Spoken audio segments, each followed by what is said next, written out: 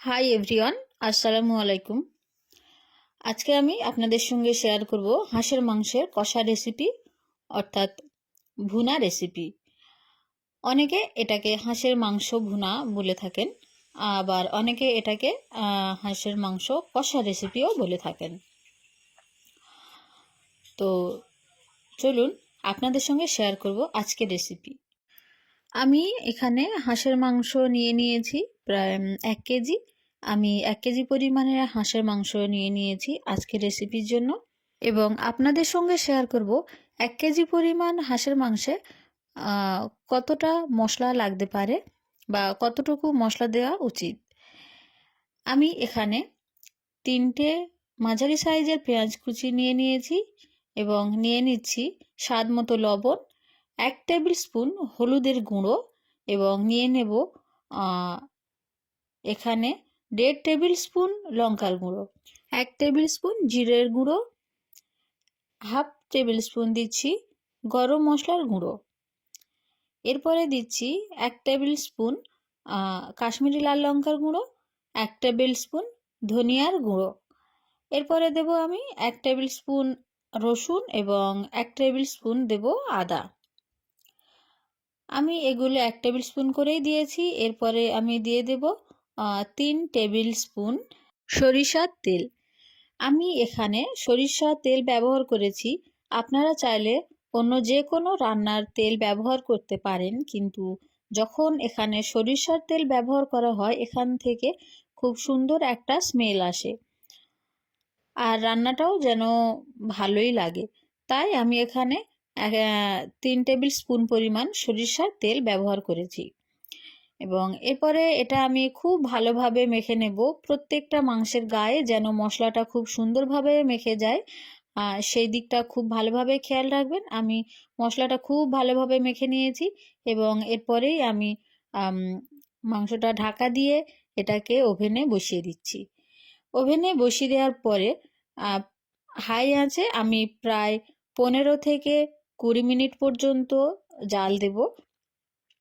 এরপরেই আমি ঢাকনাটা খুলবো, তার আগে আমি খুলবো না। আর এখানে জল ব্যবহার করারও কোনো প্রয়োজন নেই, কারণ মাংস থেকে অনেক পরিমাণ জল উঠবে। যারা রান্না করেন তারা জানেন মাংস থেকে প্রচুর জল ওঠে। তো দেখা পাচ্ছেন আমি 20 মিনিট পরে ঢাকনাটা খুলেছি এবং কতটা পরিমাণ জল উঠেছে এখান থেকে। আমি আলাদা কোনো জল ব্যবহার করিনি। জলটা মরে যাওয়ার জন্য আমরা অপেক্ষা করব। যখন জলটা পুরোপুরি মাংসের গায়ে লেগে যাবে তখন আমরা আরও একবার ভালোভাবে মাংসটাকে নেড়ে দেব। জলটা মরতে আরও বেশ 5-7 মিনিট লেগেছে, তো আমরা ততক্ষণ অপেক্ষা করেছি এবং দেখা পাচ্ছেন এখন আমরা ভালোভাবে মাংসটা নেড়ে দিচ্ছি। ভালোভাবে মাংসটা নেড়ে দেওয়ার পরে আমরা এখানে আবার ঢাকা দিয়ে দেব।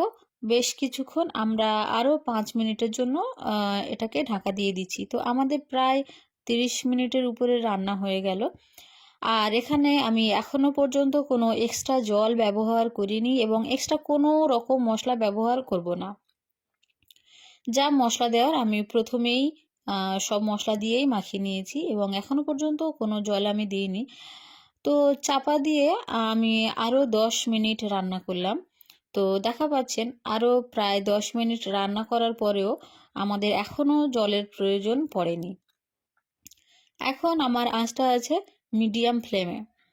তো মিডিয়াম ফ্লেমে দিয়ে আরও 10 মিনিট আমি রান্না করলাম। এবার আমি এটাতে জল দিয়ে দেব 2 কাপ। এটাতে আমি যেহেতু এটা অনেকটা সিদ্ধ হয়ে গিয়েছে সেহেতু খুব বেশি পরিমাণ জল আমি ব্যবহার করব না। এখানে আমি মাত্র 2 কাপ জল দেব এবং এটা রান্নার প্রায় শেষের দিকে। এই 2 কাপ পরিমাণ জলেই আমাদের মাংসটা সিদ্ধ হয়ে যাবে এবং আমাদের রান্নাটাও কমপ্লিট হয়ে যাবে। এবার যখন ফুটে উঠবে ঝোলটা তখন আমি এটাতে দিয়ে দেব 1 চা চামচ মিট মশলা।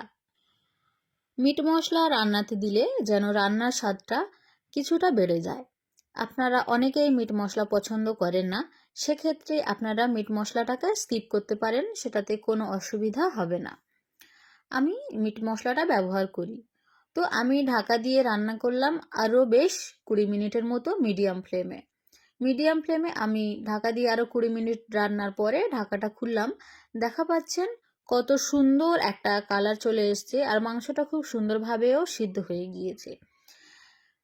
তো দেখছেন এবার কেমন আমার রান্নাটা এখানেই কমপ্লিট হয়ে গিয়েছে, আর কত সুন্দর একটা কালার চলে এসছে। তো এই ছিল আমার আজকের রেসিপি, আর টেস্টটাও এসছিল খুবই সুন্দর। আপনারা অবশ্যই ট্রাই করে দেখতে পারেন, আর অবশ্যই কমেন্ট করবেন যে রেসিপিটা কেমন লাগলো।